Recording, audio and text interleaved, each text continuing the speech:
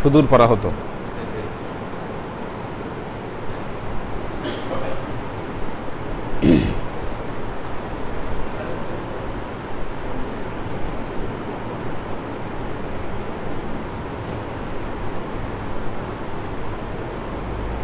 বক্তব্য রাখেন।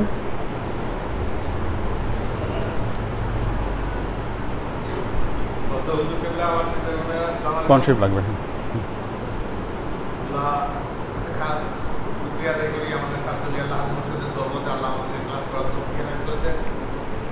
এবং এই কমপ্লিটটাকে কত বিশিষ্ট বিশ্লেষণের মাধ্যমে আল্লাহ দেন তার প্রমাণ খাস অলি আল্লাহ হাজি মুর্শিদের সংগঠনে তার বক্তব্য শ্রবণের জন্য মুসলিমের লোক থাকবে।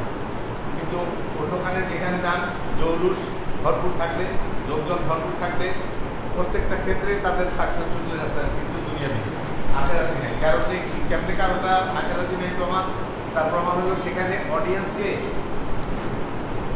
বক্তার প্রতি অনুভুক্ত করার জন্য বিভিন্নভাবে কৌশল প্রয়োগ করা হয়। ইব্রাহিম যেটা বলে গেল, সুর, লয়, তাল এগুলোর মাধ্যমে প্রেজেন্টেশন করে, কেমনে অডিয়েন্স তার দিকে আকৃষ্ট হবে সেটা চেষ্টা করে। কিন্তু আল্লাহর খাস দয়া, আল্লাহর খাস রহমত, হুজুরের অডিশন যারা আপনারা দেখছেন বিভিন্ন টিভি চ্যানেলে, সেখানে প্রত্যেকটা ক্ষেত্রে হুজুর কনসেন্ট্রেশনটা কোরআন এবং হাদিসের ওই আয়াতে দিয়েছিল। কীভাবে বক্তার বক্তব্যে, বক্তার অ্যাপিয়ারেন্সে, বক্তার পারফরমেন্সে বোঝা যায় যে বক্তা কী বুঝাতে চাচ্ছেন।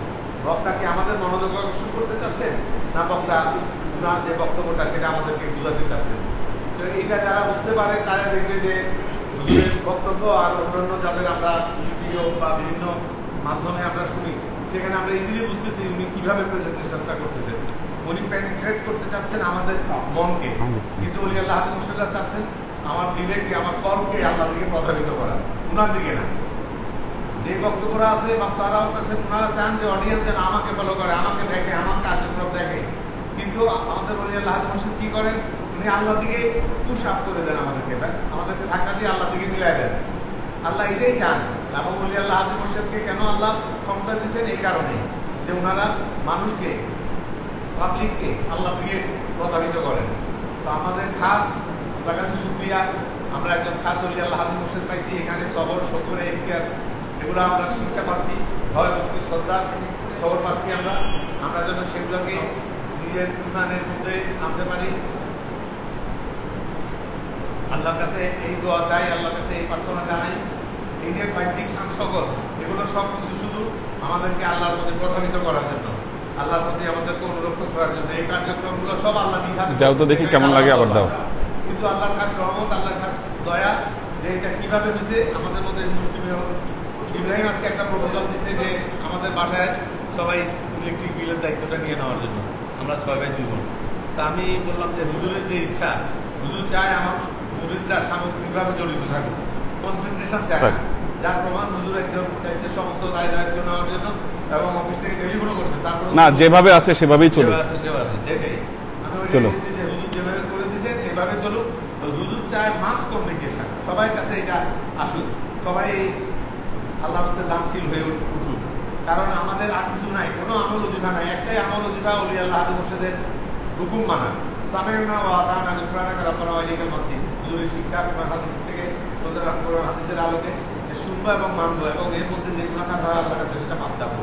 আমরা সেই শোনা এবং মানার জিন্দেগিটা ফলো করার চেষ্টা করবো ইনশাআল্লাহ।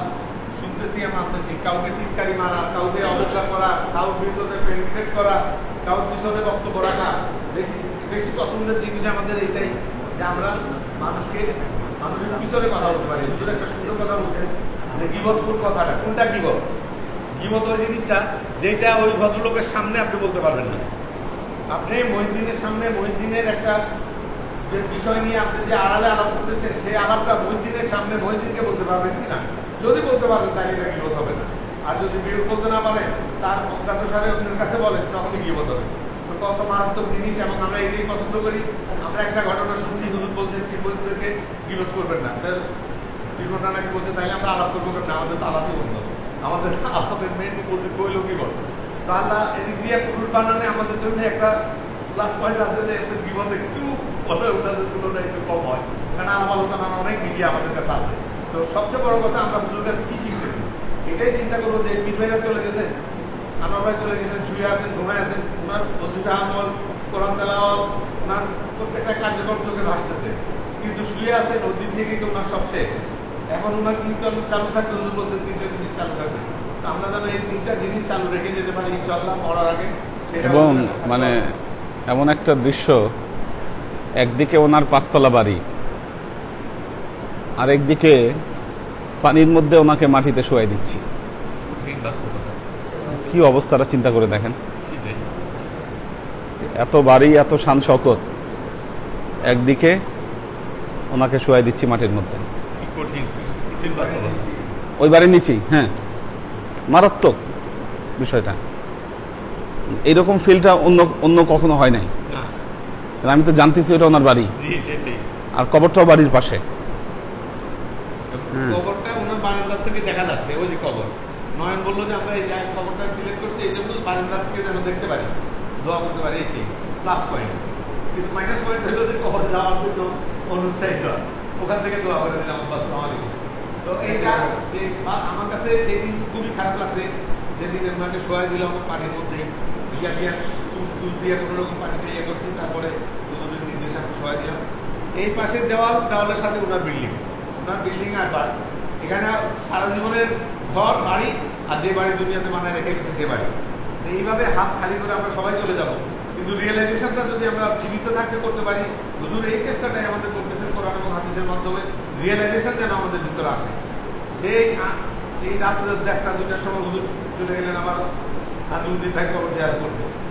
নাজিমুদ্দিন ভাই ডুপ্লেক্স বাড়িটা যারা দেখছেন তারা সেদিন কালকে না পরশুও নাজিমুদ্দিন ভাই ওয়াইফ আমাকে বলতেছিলেন যে আমার তো তার কোনো কাজ কাম নাই, আমরা এখানে বসে বসে আলাপ আলোচনা করতাম দুজনে, আর সব কিছু খাওয়া দাওয়া রেডি হয়ে আসতো, আমরা খেতাম, আমাদের কোনো কাজ নাই, আলাপ আলোচনা। এখন তো আমার সময়ই কাটে না।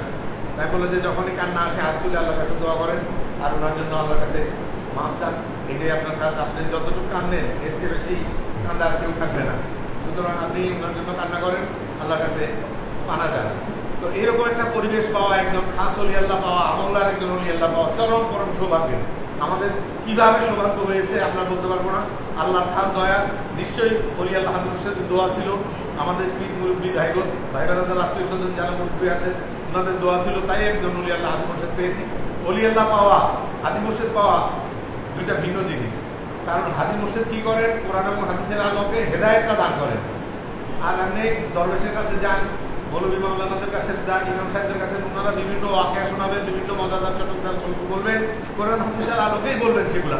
কিন্তু সেগুলোর মাধ্যমে আমাদেরকে ক্রিয়েটিভিটি তৈরি করা, অলি আল্লাহ হাদি মোর্শেদের যে কাজ সেটা ওনারা করতে। হাদি মোর্শেদ কি করেন, হেদায়েতের পানিগুলো বেশি বেশি বলেন, বেশি বেশি ইফেক্টিভ করেন। যেমন এই যে এখন এই যে হেদায়েতের কথাটা বললেন, এরকম বাড়িঘর ছেড়ে আমরা সবাই যাব, কিন্তু এইটা মারাত্মক একটা নিদর্শন।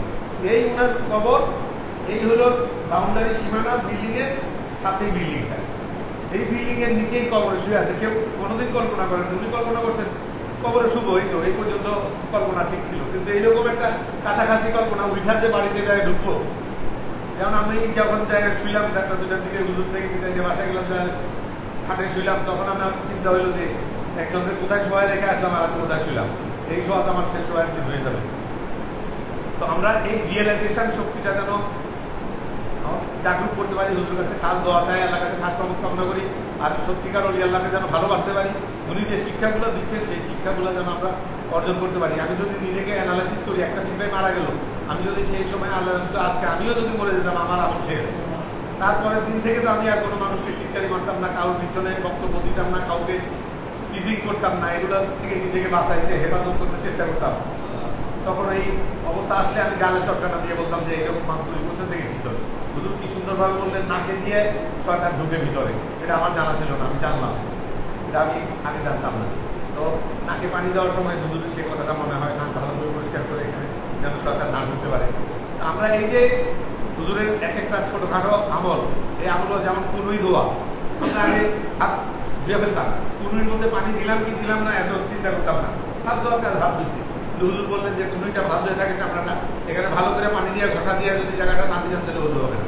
এই যে ছোটখাটো আমলগুলা, এগুলো মারাত্মক একটা আমল, যেটা আপনি বাইরে গেলে পাবেন না।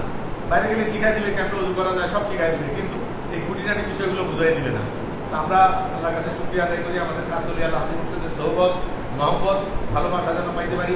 ওনার দিকে যাওয়ার সাথে সাথে যেন অন্তরে একটা আকর্ষণ সৃষ্টি হয়, অন্তরে যেন ভালোবাসার একটা প্রলেপ করে, দুটোর কাছে খাস দেওয়া, তাই আল্লাহর কাছে খাস রহমত কামনা করি। বলি আল্লাহ হাবিব খেদমত এবং দরবার খেদমত করতে করতে মুসলমান হিসেবে করা যেতে পারি, এই দোয়া চাই। আসসালামু আলাইকুম। আলহামদুলিল্লাহ الحمد لله نحمده ونستعينه ونستغفره ونؤمن به ونتوكل عليه ونعوذ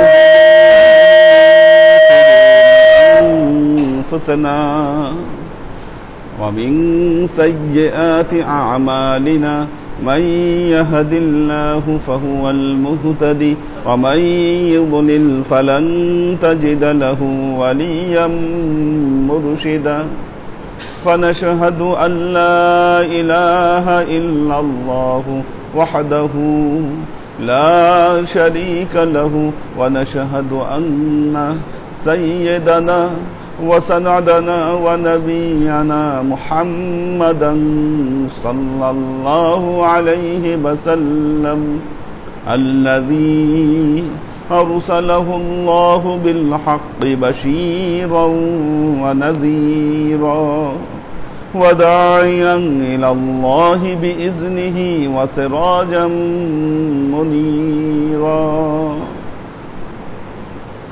وقال الله تعالى في كلامه المجيد وفرقانه الحميد ما كان محمد أبا أحد من رجالكم ولكن رسول الله وخاتم النبيين وكان الله بكل شيء عليما. إن الله وملائكته يصلون على النبي يا أيها الذين آمنوا صلوا عليه وسلموا تسليما.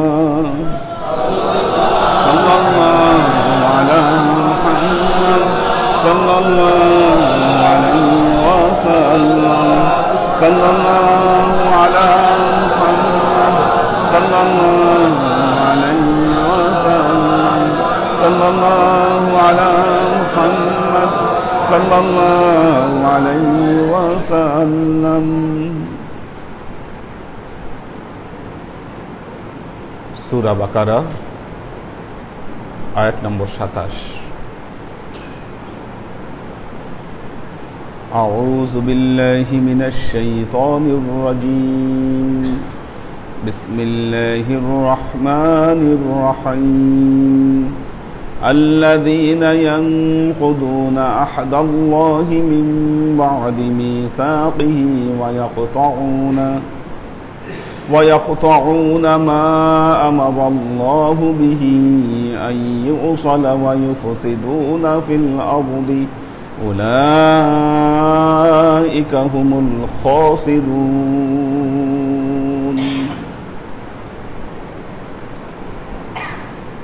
আয়াতের শাব্দিক অর্থ আল্লাযীনা ইয়ানকুদুনা আহদাল্লাহি, আল্লাযীনা যারা, ইয়ানকুদুনা ভঙ্গ করল, কাজা করল, ইয়ানকুদুনা আহাদাল্লাহি আল্লাহর ওয়াদাকে, যারা আল্লাহর ওয়াদাকে ভঙ্গ করল, মিন বা'দি মিসাকিহি, মিন বা'দি মিসাকিহি আল্লাহর সাথে ওয়াদাবদ্ধ হওয়ার পর, ওয়ায়াকতাউনা কর্তন করল, কেটে দিল, মা আমারাল্লাহু বিহি আইয়ুসালা আত্মীয়তার সম্পর্ক রক্ষা করার ব্যাপারে আল্লাহ তাদেরকে যে নির্দেশ দিয়েছিলেন এই নির্দেশকে কর্তন করল। ওয়ায়ুফসিদুনা ফিল আরদি এবং তারা কি করে, জমিনের মুখে ফাসাদ তৈরি করে। উলাইকা হুমুল খাসিরুন, আল্লাহ বলছেন এরা হচ্ছে উলাইকা হুমুল খাসিরুন, এরাই হলো ক্ষতিগ্রস্ত। কি করলো? যারা আল্লাহর সাথে করা ওয়াদা ভঙ্গ করলো। কোন ওয়াদা? আল্লাযীনা ইয়ানকুদুনা আহাদাল্লাহি, যারা আল্লাহর ওয়াদাকে ভঙ্গ করলো, মিন বাদি মিসাকিহি, আল্লাহর সাথে অঙ্গীকারবদ্ধ হওয়ার পর যারা আল্লাহর সাথে করা ওয়াদা ভঙ্গ করলো। এখন প্রথম কোশ্চেন হচ্ছে, এটা কোন ওয়াদা? এই আয়াতের মুখাতেব মুফাসসিরগণ বলছেন দুটো। মুখাতেব মানে যাদের উদ্দেশ্যে এই আয়াত বলা হয়েছে, দুটো। একদল হচ্ছে কাফের, আরেক দল হচ্ছে মুনাফিক। কাফেরদের ওয়াদা কি? কাফেরদের ওয়াদা কি? কাফেরদের ওয়াদা হচ্ছে পূর্ববর্তী ওয়াদা। কি ছিল পূর্ববর্তী ওয়াদা? যত নবী রাসূলগণ আল্লাহ প্রেরণ করেছিলেন, প্রত্যেক নবী রাসূলগণই বলেছিলেন শেষ জামানার নবী আসবে, যখন সেই নবী আসবে তোমরা তার প্রতি ঈমান আনবা। হ্যাঁ, উপরে শোনা যায় না, এ ঠিক করো, দেখেন একটু ব্যালেন্স করে। আর এটা আসলে ওই যে ট্রাইপড কিনতে হবে, এটা দিয়ে হবে না, চোখে লাগে এটা। হ্যাঁ, বন্ধ করে দাও, চোখে লাগে এটা একদম, মানে চোখে এসে ঢুকে, এটা দেওয়া যাবে না। এটা এক ধরনের ট্রাইপড আছে, ওটার সাথে গোল একটা ইয়া লাগানো থাকে, ওটা থাকলে এমনি আলো চলে আসে মুখে, ওটা লাগবে। তো আল্লাযীনা ইয়ানকুদুনা আহাদাল্লাহি মিন বাদি মিসাকিহি, এক হচ্ছে কাফেরদের ওয়াদা ভঙ্গ। কাফেরদের ওয়াদা ভঙ্গ কি? পূর্ববর্তী নবীদের কাছে তারা ওয়াদা করেছিল। হযরত মুসা, হযরত ঈসা, কি শোনা যায়? হ্যাঁ, শুনতে পাচ্ছে? হযরত মুসা, হযরত ঈসা, এমনকি পূর্ববর্তী যত নবী রাসূলগণ এসেছিলেন প্রত্যেকেই ওয়াদা করেছিলেন যে পরবর্তী নবী মুহাম্মদ মুস্তাফা সাল্লাল্লাহু আলাইহি ওয়াসাল্লাম যখন আসবে তোমরা তার হাতে ঈমান গ্রহণ করবে। শুধু যে আহলে কিতাবী ধর্মে তাই নয়, পূর্ববর্তী যত ধর্ম আছে, ভ্যালিড ইনভ্যালিড, সমস্ত ধর্মেই এই ধরনের কথা বলা আছে যে শেষ যুগে সত্যের বহিঃপ্রকাশ ঘটবে, আর যখন সত্যের বহিঃপ্রকাশ ঘটবে তোমরা সেই সত্যকে গ্রহণ করবে। বুদ্ধদেব বলতেছে, I am not the last Buddha, last Buddha will come, last Buddha will come. বলছে আমি শেষ বুদ্ধ নয়, শেষ বুদ্ধ আসবে। যখন আসবে তখন তার প্রতি ঈমান আনবা।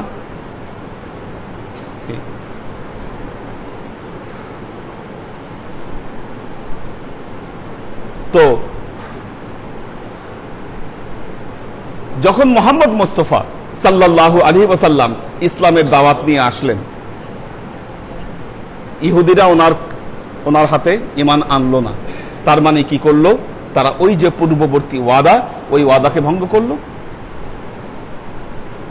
ইহুদিরা ঈমান আনলো না, পূর্ববর্তী ওয়াদাকে তারা ভঙ্গ করলো। অন্যান্য ধর্মের যত লোক ছিল তারা যারা আল্লাহর নবীর হাতে ঈমান আনলেন না, তারা কিন্তু এই পূর্ববর্তী ওয়াদাকে ভঙ্গ করলেন। এটা হচ্ছে নাম্বার 1। নাম্বার 2 হচ্ছে মুনাফিক। মুনাফিক কারা? যারা আল্লাহর নবীর হাতে অঙ্গীকারবদ্ধ হয়েছিলেন। আল্লাহর নবীর হাতে যারা অঙ্গীকারবদ্ধ হয়েছিলেন, ওই অঙ্গীকারকে কি বলে? ওই অঙ্গীকারকে কি বলে? বায়াত। এই অঙ্গীকার কি বলা হয়? বায়াত। দেখেন, বর্তমান যুগে বায়াত আমাদের কাছে এমন একটা বিষয়, আমরা মনে করছি আচ্ছা ঠিক আছে, ইচ্ছা হইলে বয়াত পড়লাম, ইচ্ছা না হইলে আমি বয়াত না পড়লাম। বয়াত এটা গুরুত্বপূর্ণ কিছু বিষয় নয়, নাম্বার ওয়ান। নাম্বার টু হচ্ছে, এক শ্রেণীর মানুষ আবার এই বায়াতকে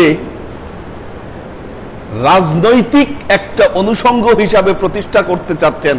বলছেন যে আল্লাহর নবীর হাতে আসলে বায়াত, আল্লাহর নবীর হাতে কি কারণে বায়াত পড়তো? আল্লাহর নবীর হাতে এই জন্য বায়াত পড়তো যে আমরা এই রাষ্ট্রের সাথে সুসঙ্গ থাকবো। কি দেখেন, বায়াতের ব্যাখ্যা নিয়ে আসছে এই জায়গায়। আমাকে একজন কোশ্চেন করলেন যে আল্লাহর নবীর হাতে আসলে মানুষ কি কি শর্তের উপর বায়াত আনতো, আর আমরা এখন কি কি শর্তের উপর বায়াত আনছি। আমি জাস্ট একটা অ্যান্সার দিলাম, সূরা মুমতাহিনার 12 নম্বর আয়াত দেখেন। কি সূরা মুমতাহিনার 12 নম্বর আয়াত দেখেন। আল্লাহর নবী কোন শর্তের উপর বায়াত গ্রহণ করাইতেন এটা তো কোরআনেই বলে দেওয়া আছে। আপনার মন গড়া ব্যাখ্যা আমি মেনে নিতে আমরা প্রস্তুত নই। আজকের যুগে মানুষ বলতে চাচ্ছেন বায়াত পড়লেও হয়, বায়াত না পড়লেও হয়। অথচ মুহাম্মদ মুস্তাফা সাল্লাল্লাহু আলাইহি ওয়াসাল্লামের কাছে যারা ঈমান গ্রহণ করতে এসেছিলেন, যারা ঈমান গ্রহণ করতে এসেছিলেন, কি এমন কোন প্রমাণ দেখাতে পারবেন? যারা আল্লাহর নবীর হাতে ঈমান কবুল করেছিলেন, ইসলাম কবুল করেছিলেন, তাদেরকে কেউ এমন একজন আছে যাকে আল্লাহর নবী বায়াত পড়ান নাই? বলতে পারবেন?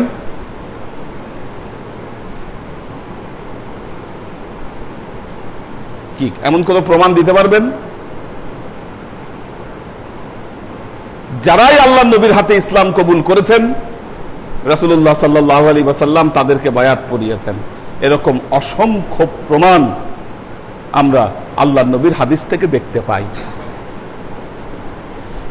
সাহাবাদের মধ্যে কে আছে নাম বলেন তো যিনি আল্লাহর নবীর হাতে বায়াত পড়েন নাই? কি দূর থেকে যারা ঈমান আনছেন তাদের কথা ভিন্ন, তারপরেও তারা নবীর প্রতিনিধির কাছে বায়াত গ্রহণ করেছেন। যেমন একজনের নাম বলা যায় ওয়াস কুরুনি। কি ওয়াস কুরুনির নাম শুনছেন আপনারা? উনি আল্লাহ নবীকে দেখেন নাই, দূর থেকেই তিনি আল্লাহ নবীর উপর ঈমান এনেছেন। কি আল্লাহ নবী ওনার ব্যাপারে বলেছেন যে আমি ওই শাম দেশে দূরবর্তী একজনের গন্ধ আমি পাই, এ ধরনের মন্তব্য করেছিলেন। খলিফা ওমর রাদিয়াল্লাহু তাআলা আনহুর খেলাফতের সময় ওয়াস কুরুনি এসে ওনার হাতে বায়াত করেছিলেন। বয়াত ছাড়া তো মানুষের ঈমান পরিপূর্ণ হয় না, নট পসিবল এটা হওয়া। এখন আপনি যুক্তি দেখাতে পারেন, আচ্ছা ঠিক আছে হুজুর, যারা কাফের মুশরিক তাদের জন্য বয়াত দরকার। আমি তো মুসলমানের ঘরে জন্মগ্রহণ করেছি, আমার বয়াত কেন দরকার? কি আমার বয়াত কেন দরকার? আল্লাহর নবী যখন ইন্তেকাল করলেন, সকল মুসলিম সমাজ হযরত আবু বকরের হাতে বায়াত গ্রহণ করেছিলেন কিনা? কি তারা তো কেউ কাফের মুশরিক ছিলেন না, কি তারা তো মুসলমানই ছিলেন। হযরত আবু বকরের হাতে বায়াত গ্রহণ করেছিলেন। হযরত আবু বকরের পর হযরত ওমরের হাতে বায়াত গ্রহণ করেছেন, ওসমানের হাতে বায়াত গ্রহণ করেছেন, আলীর হাতে বায়াত গ্রহণ করেছেন। হযরত আলীর পরে বায়াত নিয়ে এই বিচ্ছিন্নতা চলে আসছে। কার হাতে বায়াত গ্রহণ করবে? এইদিকে ইমাম হোসাইন বায়াত পড়িয়েছেন, ওইদিকে মুয়াবিয়া বায়াত পড়িয়েছেন। কি এইদিকে মুয়াবিয়ার ইন্তেকালের পরে ইয়াজিদ, ওইদিকে মুখতার সাকাফি, ওইদিকে আব্দুল্লাহ বিন জুবায়ের, কি ওইদিকে মারওয়ান, কি বিভিন্নভাবে বিভিন্ন মানুষ তখন বায়াতের দাবিদার হয়েছেন। কি একটা জিনিস মনে রাখবেন, এই যে বয়াতের রাজনৈতিক যে ব্যাখ্যাটা দেওয়া হয়, এই রাজনৈতিক ব্যাখ্যা এসেছে হযরত মুয়াবিয়া থেকে, ইয়াজিদ থেকে, বা এই সময়ে যারা সাম্রাজ্যবাদিতা করেছেন তাদের মাধ্যমে এই বয়াতের যে রাজনৈতিক সংজ্ঞা সেটি প্রতিষ্ঠিত হয়েছে। কিন্তু বয়াতের আধ্যাত্মিক এবং ধর্মীয় সংজ্ঞা এর নিসবাত ইমাম হুসাইন পর্যন্ত, আলী পর্যন্ত, হযরত ওসমান পর্যন্ত, ওমর পর্যন্ত, আবু বকর হয়ে মোহাম্মদ মুস্তাফা সাল্লাল্লাহু আলাইহি ওয়াসাল্লামের কাছে গিয়ে মিশেছে। এটা হলো বয়াতের আসল ধারা এবং এটা হলো বয়াতের ধর্মীয় রূপ। কি যেখানে ওই রাজনীতি নিয়ে টানাটানি করা বয়াতের সাথে এটা করা হয়নি। দ্বন্দ্বটা সেখানেই লেগেছিল যে আসলে মানুষ বয়াত করবে কার হাতে, ধর্মীয় লিডারের হাতে না রাজনৈতিক লিডারের হাতে। ব্যাপারটা বুঝতে পারছেন? যারা সমাজে রাজনৈতিকভাবে প্রতিষ্ঠিত ছিলেন তারা চেয়েছেন মানুষ আমাদের হাতে বয়াত গ্রহণ করুন। কি ইমাম হুসাইন তো এটাকে তিনি মানেন নাই। আল্লাহর আশিক ও সালেক বৃন্দ, অকাল রাসূলুল্লাহ সাল্লাল্লাহু আলাইহি ওয়াসাল্লাম, মুসলিম শরীফের হাদিস, মুসলিম শরীফের হাদিস, অকাল রাসূলুল্লাহ সাল্লাল্লাহু আলাইহি ওয়াসাল্লাম, আল্লাহর নবী বলেছেন, মাম্মাতা ওয়া লাইসা ফি উনুকিহি বাইআতুন ফাকাদ মিতাতুন জাহিলিয়া। আল্লাহর নবী বলেছেন, যে ব্যক্তি মারা গেল কিন্তু সে তার কাঁধে বায়াত নিয়ে মারা গেল না, ওই ব্যক্তির মৃত্যু জাহেলি মৃত্যু। কি আমাদের আহলে হাদিস ভাইদেরকে বলবো, বা যারা বয়াতকে স্বীকার করেন না, মুসলমানদের যে গ্রুপই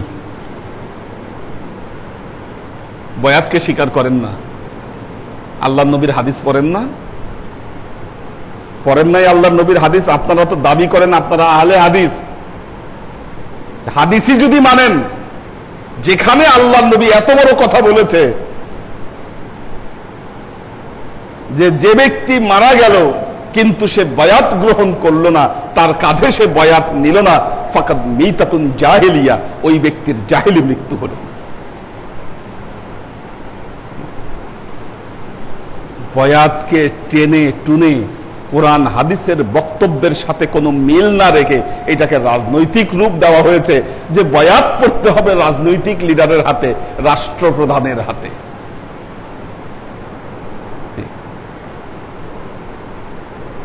নাউজুবিল্লাহ।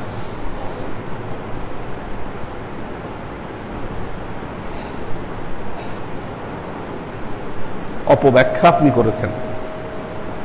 কি আল্লাহ তার কালামে পাকে বলেছেন, পবিত্র কোরআনে বায়াত যেভাবে এসেছে, বাবুলা গাছের নিচে হুদায়বিয়ার সন্ধির সময় যখন মুসলমানগণ আল্লাহ নবীর হাতে বায়াত গ্রহণ করছেন, দেখেন আল্লাহ কি বলছেন, ইন্নাল্লাযীনা ইউবাইউনাকা ইন্নামা ইউবাইউনাল্লাহ। আল্লাহ বলছেন, ইন্নাল্লাযীনা ইউবাইউনাকা, নিশ্চয়ই যারা আপনার হাতে বায়াত গ্রহণ করলো, ইন্নামা ইউবাইউনাল্লাহ, তারা যেন আল্লাহর হাতে বায়াত গ্রহণ করলো। ইয়াদুল্লাহি ফাওকা আইদিহিম, আল্লাহর হাত ওই মুহূর্তে তাদের হাতের উপর ছিল। ফামান নাকাসা ফাইন্নামা ইয়ানকুসু আলা নাফসিহি, এই বায়াত গ্রহণের পর যারা এর মধ্যে ত্রুটি বিচ্যুতি করলো, তারা যেন নিজেদের উপর ত্রুটি বিচ্যুতি করলো। ওয়ামান আওফা বিমা আহাদা আলাইহুল্লাহু ফাসায়ুতিহি আজরান আযীমা। আল্লাহ বলছেন, ওয়ামান আওফা, আর যে ব্যক্তি এর শর্তগুলোকে পূরণ করবে, ফাসায়ুতিহি আজরান আযীমা, আমি আল্লাহ অতি শীঘ্রই তাদেরকে মহা প্রতিদান আমি দান করব। দেখেন এই আয়াতের বক্তব্য ঠিক সেম। আল্লাযীনা ইয়ানকুদুনা আহাদাল্লাহি মিন বা'দি মিসাকিহি, যারা আল্লাযীনা ইয়ানকুদুনা, যারা ভঙ্গ করলো, যারা ভঙ্গ করলো, আল্লাযীনা ইয়ানকুদুনা আহাদাল্লাহ, আল্লাহর ওয়াদাকে যারা ভঙ্গ করলো, মিন বা'দি মিসাকিহি, তাদের মিসাক হওয়ার পর, ওয়াদা করার পর যারা ওয়াদাকে ভঙ্গ করলো, কি আল্লাহ নবীর হাতে যারা বায়াত গ্রহণ করেছিল তারপর বায়াতের শর্তকে ভঙ্গ করলো, তারা মুনাফিক। আপনার যদি মিসাক নাই থাকে ভঙ্গ করবেন কে? যেই বেটা এক ওয়াক্ত নামাজ পড়ে না, নামাজ কাজা কি আর আদা কি বলেন? আজকে আমরা বয়াতটাকে ফোর্থ সাবজেক্ট বানাই দিছি। ফোর্থ সাবজেক্ট পড়লে পড়লাম, না পড়লে নাই। কেউ কেউ বলেন বয়াতের দরকারই নাই, কেউ কেউ বলেন বয়াতের কোনো দরকারই নাই, আমার আল্লাহ আছে, খোদা আছে, ইবাদত করব, বন্দেগী করব।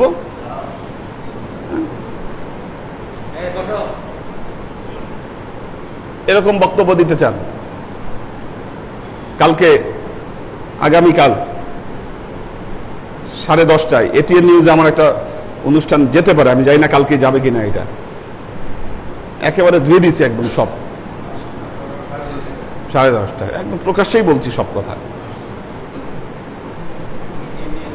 হ্যাঁ, এই যে বেদাত, অনুষ্ঠানের শিরোনামই ছিল শিরক এবং বেদাত। হোয়াট ইজ দ্য বেদাত? বেদাত মানে কি? বলেন, বেদাত মানে কি? বেদাত মানে কি?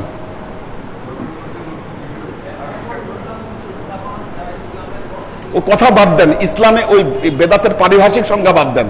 আমি আবিধানিক সংজ্ঞা অর্থ জানতে চাচ্ছি যে what is the meaning of বেদা। আল্লাহ তার নিজের ক্ষেত্রে বেদাত শব্দটা ব্যবহার করেছেন, বাদিউস সামাওয়াতি ওয়াল আরদ, উদ্ভাবক, উদ্ভাবনা, সোজা কথা সংস্কার। বেদাত অর্থ হচ্ছে সংস্কার। আজকে আমরা প্রচলিতভাবে যেই বেদাতটাকে আমরা নেগেটিভ অর্থে ব্যবহার করছি, পবিত্র কোরআনের কোন আয়াতে আপনি বলেন তো আল্লাহ এই বেদাতের কথা বলছে পবিত্র কোরআনে? দেখাতে পারবেন একটা আয়াত? কি, কোন আয়াতে দেখান? কোরআন আছে সামনে, কোন আয়াতে আমরা যে বেদাত বেদাত বেদাত বেদাত করে মুখে ফেনা তুলে ফেলছি, কোরআনের কোন আয়াতে বলা আছে যে এই বেদাত করিস না, এই বেদাতে এই সমস্যা আছে, ওই সমস্যা আছে? সো বেদাতটা দুই ধরনের, একটা হলো বেদাতে হাসানা, একটা হলো বেদাতে সাইয়্যা। বেদাতে সাইয়্যা পরিত্যাজ্য, বেদাতে হাসানা গ্রহণীয়। তার কারণ হচ্ছে বেদাত মানে হচ্ছে সংস্কার। এখন মুসলমানরা যদি তাদের ভেতরে সংস্কারই আনতে না পারে, যদি সংস্কার থেকে যদি দূরে সরে যায় এই মুসলমানরা, চিন্তা করেন কোন মানধাত্তা আমলের জাতিতে পরিণত হবে এই মুসলমান। কি এই যে 20 রাকাত তারাবির নামাজ, 20 রাকাত তারাবির নামাজ আল্লাহ নবী তো পড়ে নাই 20 রাকাত তারাবির নামাজ। আচ্ছা, আল্লাহ নবী 20 রাকাত তারাবির নামাজ পড়েন নাই কখন? খলিফা ওমর রাদিয়াল্লাহু তাআলা আনহুর খেলাফতের সময় এসে হযরত উবাই ইবনে কাব রাদিয়াল্লাহু তাআলা আনহু তিনি পিছনে বেশ কয়েকজন নিয়ে বসে তিনি দাঁড়ায় দাঁড়ায় নামাজ পড়তেছেন মাহে রমজান মাসে তারাবির নামাজ। ওই মুহূর্তে হযরত ওমর রাদিয়াল্লাহু তাআলা আনহু বের হয়ে আসলেন এবং ওই দৃশ্য দেখে বললেন, মা আহসানুল বেদা। দেখুন বললেন কি, মা আহসানুল বেদা, কতই না উত্তম বেদাত, কতই না উত্তম পদ্ধতি। কি সব যদি বেদাত বানায় ফেলেন, কি আজকে যে এই কোরআন 30 পারা, এটা বেদাত। এটা আল্লাহ নবীর যুগে ছিল না, এটা খলিফা ওমরের সময় হয়েছে। এটা মাদ্রাসা শিক্ষা ব্যবস্থা বেদাত, আপনার পুরো জীবনই বেদাত। হ্যাঁ, এই যে মুসলমানরা বহুদিন তারা মাইক ইউজ করে নাই কেন? গুনাহ হবে, এটা বেদাত। আহাম্য কি এটা? কি সংস্কার? কি আব্বা তো দেখেন আলেম ওলামারা যুগ উপযোগী ডিসিশন তারা দিয়েছেন। তার মানে কি যুগ পরিবর্তন হলে ডিসিশন চেঞ্জ আসবে না? কেমন আমি উদাহরণ দিই, এটাকে পজিটিভলি নিতে হবে, নেগেটিভ নেওয়ার কিছু নাই এটাতে। আব্বা যখন বয়াত পড়াইতেন বলতেন ইন্টারনেট ব্যবহার করা যাবে না, কি আপনারা সাক্ষী? রেডিও, টেলিভিশন, হ্যাঁ, টেন্ডেস্টার, ইন্টারনেট বলতেন কথাটা। যখন ইন্টারনেট আবিষ্কার হলো, ইন্টারনেট শব্দটাও নিয়ে আসছেন কথার মধ্যে, কারণ তখন মানুষ শুধু ইন্টারনেটের নেগেটিভিটি এটাই জানত। আজকে আমরা ইন্টারনেটকে কত কাজে ব্যবহার করছি। রাতে বেলায় যখন তাহাজ্জুদ নামাজ পড়ছি, আপনি একটা জিনিস চিন্তা করে দেখেন, আমার পিছে আর কয়জন থাকছে? যখন এই যে কালকেও যখন 10টা ফ্যামিলি, 10টা মোবাইল আমার সাথে যুক্ত, আমি আবার প্রতিদিন চেক করি যে কয়টা ডিভাইস ছিল আজকে। হ্যাঁ, না না না, কিছু লিখতে হয় না, এমনি দেখায় যে 10 ভিউজ বা এত ভিউ, এটা দেখায়। 10টা মোবাইল যদি যুক্ত থাকে আর এখানে যদি 2 জন করেও থাকে, তারপরেও 20 জন। আজকে আমাদের নাজিমুদ্দিন ভাইয়ের ওয়াইফ কালকে বললেন, আমি সব ক্লাসগুলো মন দিয়ে শুনি। কি নেট না থাকলে কিভাবে শুনতেন? কিভাবে? কি আমরা কিন্তু ইন্টারনেটকে পজিটিভলি ব্যবহার করছি। টেলিভিশন, আপনি জানেন যে আব্বা টেলিভিশনের বিরুদ্ধে খুব কঠোর ছিলেন, এবং আব্বা কিন্তু কখনো টেলিভিশনের প্রোগ্রাম করেন নাই, কিন্তু উনি আমাকে বলছিলেন তুমি করবা, আমাকে উনি নির্দেশ দিয়েছেন তুমি করবা। এখন করছি কি, এটা তো একটা পজিটিভ মাধ্যম হিসাবে ব্যবহার হচ্ছে মানুষের সামনে। এই যে যখন করোনার ভয়াবহ পরিস্থিতি, জায়গায় জায়গায় মানুষের লাশ দাফন করতে দিচ্ছে না, তখন তো ফিল্ডে নামতে হয়েছে। একটা অ্যাড করেছিলাম করোনার, আপনারা দেখেছেন, বিটিভিতে ওইটা সম্প্রচার করেছে, কিন্তু বিটিভিতে আর দেখছে কয়জন? ওইটার ভিউ হয়েছে ফেসবুকে 15 মিলিয়ন। 15 মিলিয়ন। হ্যাঁ, বেসরকারি টিভি চ্যানেল সহ গভর্নমেন্টের যত বড় বড় সংস্থা আছে, সমস্ত সংস্থায় ওইটা তারা সম্প্রচার করেছে। তো 1.5 কোটি মানুষ, আপনি 1.5 কোটি মানুষের কাছে একটা মেসেজ পৌঁছাইতে পারবেন এত ইজি? কিন্তু আমি কনফার্ম, যখন তারা এটা দেখছেন, আপনারা সবাই একটু কনফিউজ হয়েছেন, আরে হুজুর কামটা কি করলো? কি কেউ কেউ হয়তো পজিটিভলি নিয়েছেন, কেউ কেউ আবার চিন্তা করছেন ঘটনাটা কি, এটা কি অভিনয়ের মতো কিছু করলো নাকি? দেখেন, পরিস্থিতি যখন আসে, যুদ্ধ পরিস্থিতি আসলে সবাইকে ফিল্ডে নামতে হয়। ওইটা দেশের বাইরে, দেশের ভেতরে যতটুকু আলোড়ন না ফেলেছে, বিশেষ করে আমেরিকা বা ওই সাইডে যারা আছে, বাংলাদেশ কমিউনিটি, বাঙালি কমিউনিটি, তাদের ভেতরে এটা বিরাট কাজ করছে। এটা কারণ কারো দাফন কাফনে এরা যাইতো না যখন করোনার শুরুর পরিস্থিতি। ওখান থেকে অনেকে আমাকে ফোন দিয়ে বলছে যে এটা দেখার পর তারা আশ্বস্ত হয়েছে। এগুলো হচ্ছে নেটের সুফল। আপনি এখন ইসলাম পালন করেন বলে বেদাতের ভয়ে আপনি এখন এগুলা থেকে দূরে থাকবেন, তার মানে কি একটা মহল, একটা গোষ্ঠী চাচ্ছে আপনাকে এই ধরনের মুসলমান বানাইতে। কি দিন দুনিয়ার কোনো কিছুর সাথে আপনার যোগাযোগ থাকবে না, সংযোগ থাকবে না, উন্নত প্রযুক্তি আপনারা ব্যবহার করতে পারবেন না, সবকিছু থেকে আপনারা দূরে থাকেন।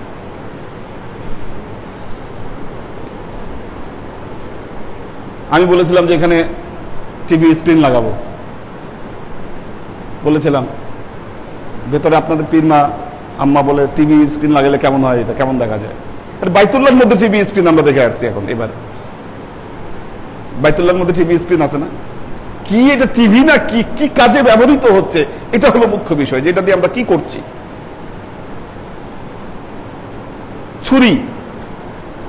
ছুরি দিয়ে তো জবাইও করা যায়, মানুষও খুন করা যায়, আবার কোরবানিও করা যায়। আপনি ওটা দিয়ে মানুষ খুন করতেছেন না কোরবানি করতেছেন, এটা হলো মুখ্য বিষয়। ছুরির তো কোনো দোষ নাই। ফলও খাচ্ছি আমরা, ছুরি দিয়া ফলও খাচ্ছি।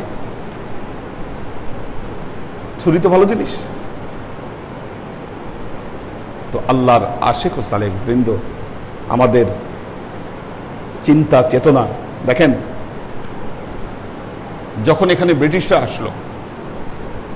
ব্রিটিশরা যখন আসলো, আপনারা জানেন যে এখানে হিন্দুরা শিক্ষা দীক্ষায় মুসলমানদের চেয়ে এগিয়ে গিয়েছিল ওই সময়। কারণ মুসলমানরা ইংরেজি শিখবে কি শিখবে না, এটা নিয়ে বেদাত হবে না শিরক হবে, এই চিন্তাই তারা ব্যতিব্যস্ত ছিল দীর্ঘদিন। কাজী পিছিয়ে পড়েছিল মুসলমানেরা। কাজী আল্লাহর আশিক ও সালেক বৃন্দ, চিন্তা ভাবনার মধ্যে আমাদের পরিবর্তন আনতে হবে। কোরআন হাদিস, আপনি বলেন যে আমি হাদিস মতো চলি, আপনি হাদিস মতো চলেন, হাদিস মতো যদি চলেন, কালকে চ্যালেঞ্জ করেন যত আলে হাদিস আছে যে ভাই তোমরা তো হাদিস মতো চলো, হাদিসে যে বয়াতের কথা বলা হয়েছে তোমরা বয়াত পড়ো না কেন? কার হাতে বয়াত পড়ো তোমরা?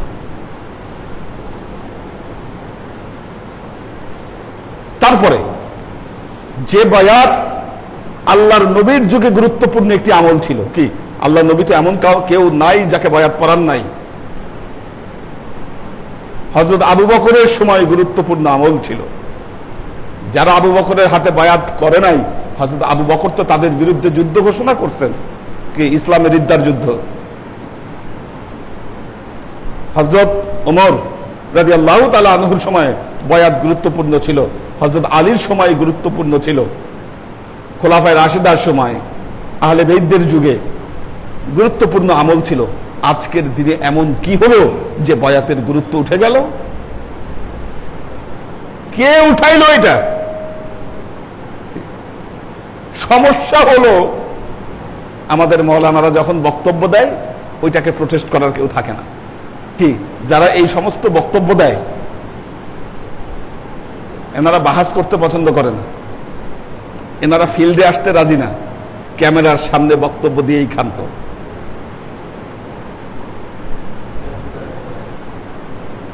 বুঝছেন? ওনাদের ওই অতটুকু ওনাদের দোষ। কাজী আল্লাহর আশিক ও সালেক বৃন্দ, আল্লাহ বলছেন আল্লাযীনা ইয়ানকুদুনা আহাদাল্লাহি মিন বা'দি মিসাকিহি ওয়া ইয়াকতাউনা মা আমারাল্লাহু বিহি আন ইউসালা। দ্বিতীয়ত আরেকটি জিনিস, ওয়া ইয়াকতাউনা মা আমারাল্লাহু বিহি আন ইউসালা, আল্লাহ যে আত্মীয়তার সম্পর্ক রক্ষা করতে বলেছেন এই আত্মীয়তার সম্পর্ক তারা ছিন্ন করে। সিলাতুর রহিম, সিলাতুর রহিম, এই সিলাতুর রহিম বলা হয় মূলত রক্তের সম্পর্ক, ব্লাড কানেকশন।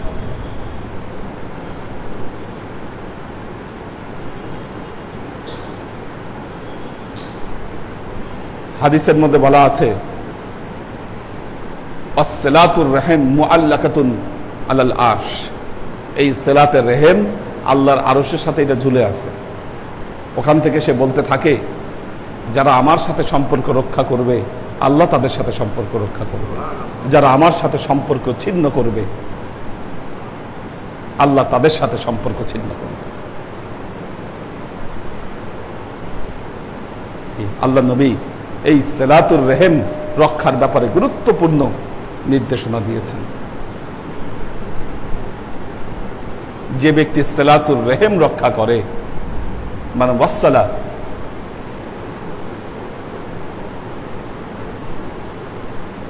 আল্লাহ তাকে মন্দ মৃত্যু থেকে আল্লাহ তাকে হেফাজত করে। মন্দ মৃত্যু থেকে আল্লাহ ওই ব্যক্তিকে হেফাজত করে।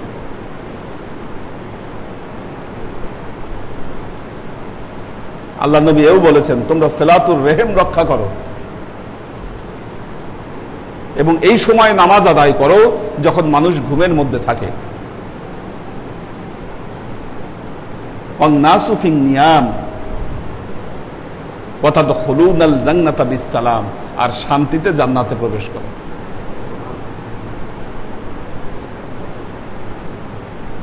কাজেই রক্তের সম্পর্ক কর্তন করা যাবে না, কাটা যাবে না। কেন যাবে না? লিল্লাহ, আল্লাহর জন্য। ভাই ভাইয়ের সম্পর্ক, ভাই বোনের সম্পর্ক মুখ কালাকালি হতেই পারে,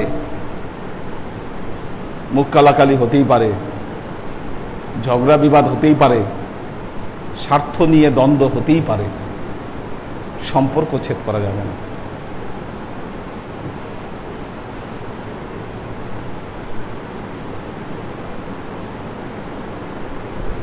তো আল্লাহর আশিক ও সালেক বৃন্দ আল্লাহ বলছেন ওয়ায়াকতাউনা মা আমারাল্লাহু বিহি আইয়ুসালা, আত্মীয়তার সম্পর্ক যারা কর্তন করে, ওয়ায়ুফসিদুনা ফিল আরদি, জমিনের বুকে যারা ফাসাদ তৈরি করে।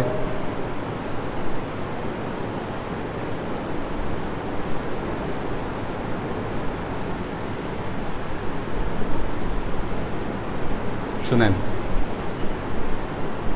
আল্লাহ শান্তি পছন্দ করেন। লা তুফসিদু ফিল আরদি, জমিনের বুকে তোমরা ফাসাদ তৈরি করো না।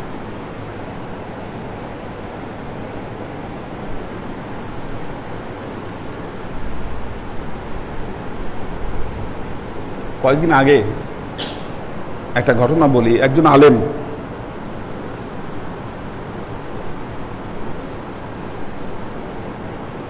আলেম তাকে অ্যারেস্ট করছে। তাকে বের করার জন্য আবার আরেক দল প্রোটেস্ট করছে। সেটা তারা বলছে যে কোর্টের সামনে তারা জড়ো হবে। সেখানে আরেক দল আলেম স্টেটমেন্ট দিছে যে এদেরকে জড়িত হইতে দেওয়া যাবে না, গায়ের রক্ত দিয়ে প্রতিহত করবে। এগুলো আলেমদের কাজ নয়। দেখবেন যারা কথায় কথায় বক্তব্য দেয়, আলেম মাথায় টুপি বক্তব্য দেয় রক্তের বন্যা বয়ে দিব, আলেম সে বলতেছে রক্তের বন্যা বয়ে দিব, একেবারে কচু কাটা করে ফেলবো সব। ধরেন আপনার সাথে তার মত মিলে না, মত মিলতিছে না, এখন তারা মাহফিল করবে, বেটা আয় তোদের মাহফিল, ঘুরাই দিব সব। কি এগুলো সন্ত্রাসীদের কাজ, এগুলো সন্ত্রাসীদের কাজ। ফাসাদ করা আল্লাহওয়ালাদের কাজ নয়। আপনি বলবেন যে তাহলে জিহাদ, হ্যাঁ, একটা কথা মনে রাখবেন, নিজস্ব মত, আপনার মতের সাথে কারো মতের দ্বন্দ্ব বা ব্যক্তিগত কোনো ইস্যু নিয়ে দ্বন্দ্ব, সেখানে জিহাদ নয়। ইসলামের উপরে, আল্লাহর উপরে, নবীর উপরে খুব জঘন্যতম কোনো আঘাত আসছে, কি তখন আপনার ইমানি দায়িত্ব সেটাকে প্রতিবাদ করা, সেটা হবে জিহাদ। কিন্তু এরা যে মারামারি করে, কাটাকাটি করে, এগুলো সব ব্যক্তিগত সম্পর্কের কারণে, ব্যক্তিগত দ্বন্দ্ব, এগুলো জিহাদ নয়, এগুলো সন্ত্রাস। তারপরেও প্রতিবাদ করার ভাষা আছে, প্রতিবাদ করার সিস্টেম আছে।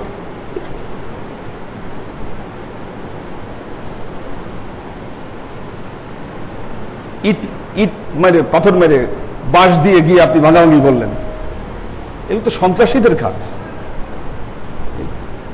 এগুলো সন্ত্রাসীদের কাজ, আল্লাহওয়ালাদের কাজ নয় এটা। ওয়ায়ুফসিদুনা ফিল আরদি, জমিনের বুকে ফাসাদ তৈরি করে। কি আল্লাহওয়ালারা কারোর সাথে ফাসাদ চায় না। বলেন আমরা কার সাথে ফাসাদ চাই? কিন্তু কিছু মানুষ আছে দেখবেন তার নেচার, কিছু মানুষ আছে তার নেচার, ও ফাসাদ ছাড়া থাকতে পারে না। যারা এই অবস্থার মধ্যে আছেন তাদের ক্যারেক্টারিস্টিক চেঞ্জ করতে হবে। কি ওয়ায়ুফসিদুনা ফিল আরদি উলাইকা হুমুল খাসিরুন,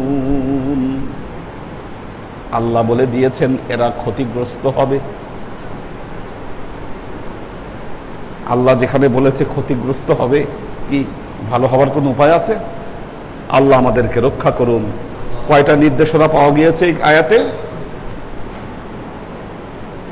কয়টা কাজের কথা বলেছেন এখানে আল্লাহ? কি করা যাবে না? 3টা কাজ করা যাবে না।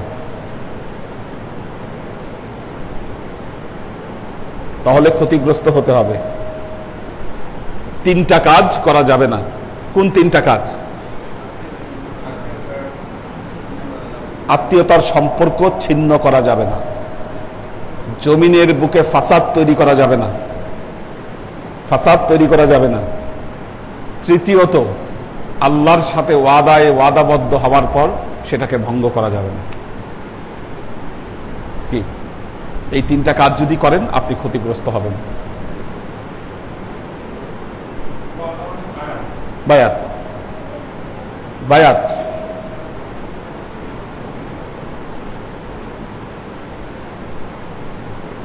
তো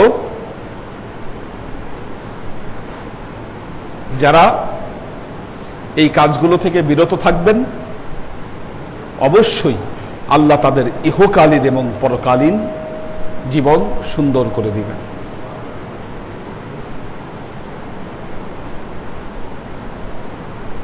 শুনেন,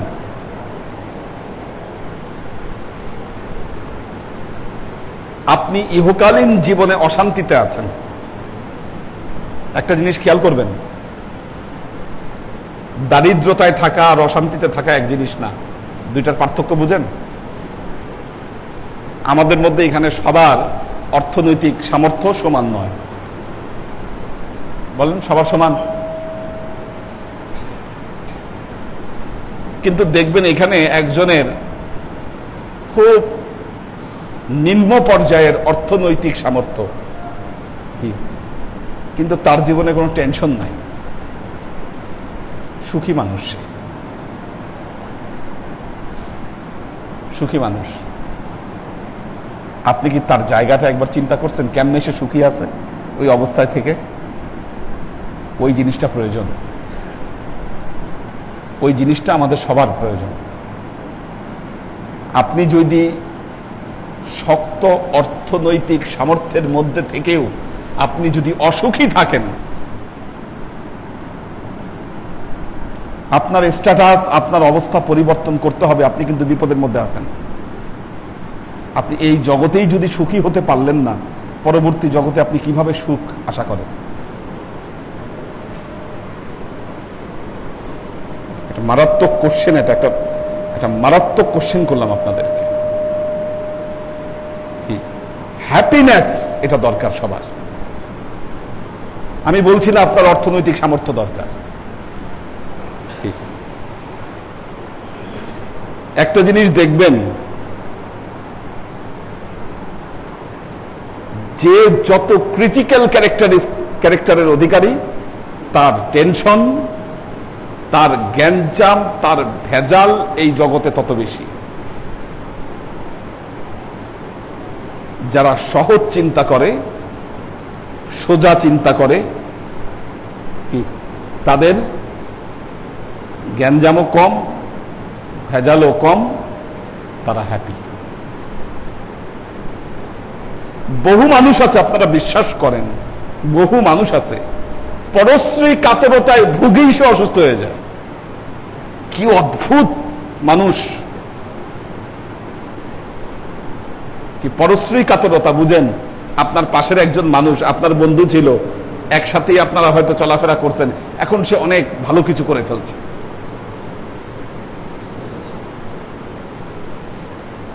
আপনার অন্তর জ্বালায় আপনি অসুস্থ হয়ে গেছেন। আপনার এই অসুস্থতার দায়ী কে? আপনি নিজে দায়ী। আপনি যে অশান্তিতে আছেন আপনি দায়ী, কারণ আপনার চিন্তার জগতের মধ্যে একটা বড় পরিবর্তন দরকার ছিল, ওইটা আপনি আনতে পারেন নাই।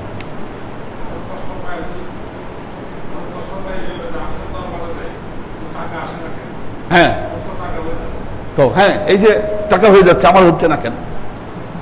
আলহামদুলিল্লাহ।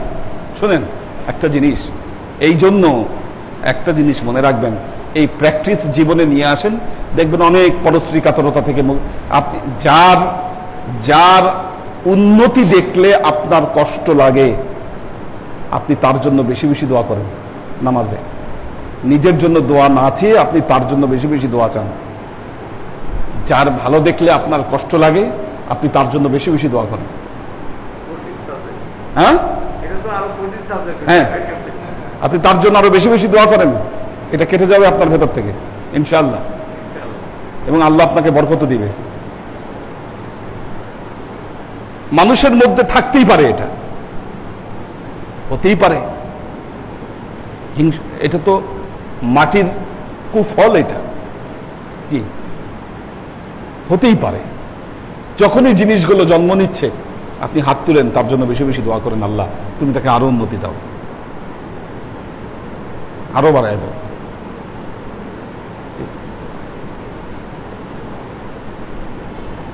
আল্লাহ আমাদেরকে তৌফিক দান করুন। দাও দেখি।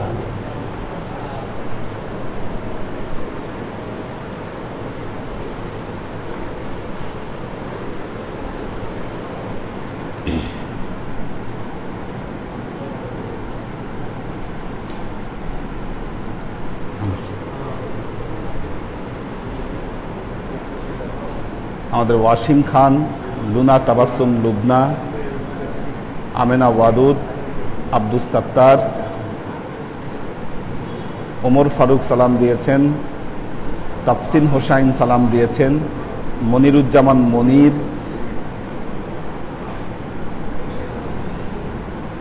আমাদের আলী আকবর ভাই সবাইকে সালাম দিয়েছেন, দোয়া চেয়েছেন। আমাদের জেসমিন আছে, আনোয়ারা শরীফ সালাম দিয়েছে। আমাদের নাজিমউদ্দিন ভাইয়ের ফ্যামিলি আছেন, মুস্তাহিদ নূর মাহিন। ওই নাজিমউদ্দিন ভাই ওনার কিছু কাপড় দিয়ে গেছে। নাজিমউদ্দিন ভাইয়ের যে ব্যবহৃত কাপড়গুলো, এগুলো সব দিয়ে গেছেন উনি নামাজি পীর ভাইদের মধ্যে ডিস্ট্রিবিউট করার জন্য। কালকে আমরা এখানে এনে এটা বাই সিনিয়রিটি একজন একজন একটা একটা করে চুজ করে নেবেন, এখানে এনে খুলবো, যার যেটা পছন্দ হয় সিনিয়ররা আগে নিবে, এরকম যে পর্যন্ত গিয়ে থাকে ওনার কাপড়গুলো। এবং উনি একটা ব্যাগ রাখতেন সবসময় সাথে, ওনার ফ্যামিলিকে বলতেন যে আমার যদি কিছু হয় ব্যাগটা হুজুরের হাতে দিয়ে পৌঁছায় দিয়ে আসবে, এটার মধ্যে যে টাকা পয়সা এগুলো তোমাদের না, এটা হুজুরের কাছে দিয়ে আসবে। উনি নিয়ে আসছে, ওনার ফ্যামিলি গতকাল এটা নিয়ে আসছে, দিয়েছে আমাদেরকে। ওটার অর্ধেক আমরা সাউন্ড সিস্টেমে ব্যবহার করব, আর অর্ধেক আমার কনস্ট্রাকশনের জন্য। যে সাউন্ড সিস্টেমটা আমরা যেটা করতে নিতে যাচ্ছি, আমাদের আব্দুল হাফিজ ভাইয়ের তো এই সপ্তাহে খবর দেওয়ার কথা সাউন্ড সিস্টেম সম্পর্কে। খবর নিয়েছে কিনা একটু জানেন, খবর নিয়েছে কিনা? মুস্তাহিদ নূর মাহিন, আমাদের আখতারুজ্জামান ভাই আছেন, পাখির ভেজ, মাহফুজুল হক উজ্জ্বল, সাগর সরকার, আখতারুজ্জামান ভাই সালাম দিয়েছেন, সাগর সরকার সালাম দিয়েছেন। আমাদের রিপন যে ডিজাইন করেছে সেও আছে ক্লাসে, সালাম দিয়েছে, বলছে আর দেখা করতে আসবে, দোয়া চেয়েছে। আমাদের আব্দুস সাত্তার ভাই সবাইকে সালাম দিয়েছেন, দোয়া চেয়েছেন। লুমা তাবাসসুম লুবনা দোয়া চেয়েছেন। কোহিনুর বেগম, শাকেরা আফজারা, কোহিনুর বেগম সালাম দিয়েছেন সবাইকে।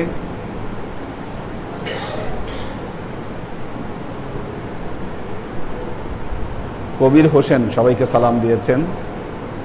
উজ্জ্বল সবাইকে সালাম দিয়েছে। ফাইন ফাইজুল্লাহ সালাম দিয়েছে। কামাল পাশা সালাম দিয়েছেন। আব্দুল হাফিজ ভাই আছেন, সালাম দিয়েছেন। হ্যাঁ, হাফিজ ভাই তো ক্লাসে আছেই, হাফিজ ভাই খবর নিয়ে আসবেন কালকে।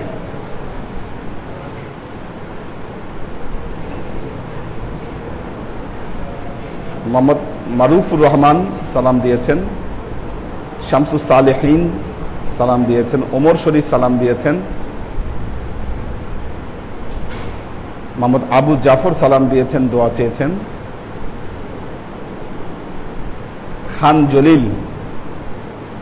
খান জলিল সালাম দিয়েছে এবং বলেছে কাজ থাকার কারণে উপস্থিত হতে পারেনি, সবার কাছে দোয়া চেয়েছে। নীল আকাশ নুরুন নাহার আর কি, আমাদের শহীদ ভাইয়ের ওয়াইফ, উনিও আছেন, সালাম দিয়েছেন, দোয়া চেয়েছেন। হাবিবুর রহমান সবাইকে সালাম দিয়েছেন। শাকেরা আফজারা সবাইকে সালাম দিয়েছেন। আল্লাহ সবাইকে কবুল করুন।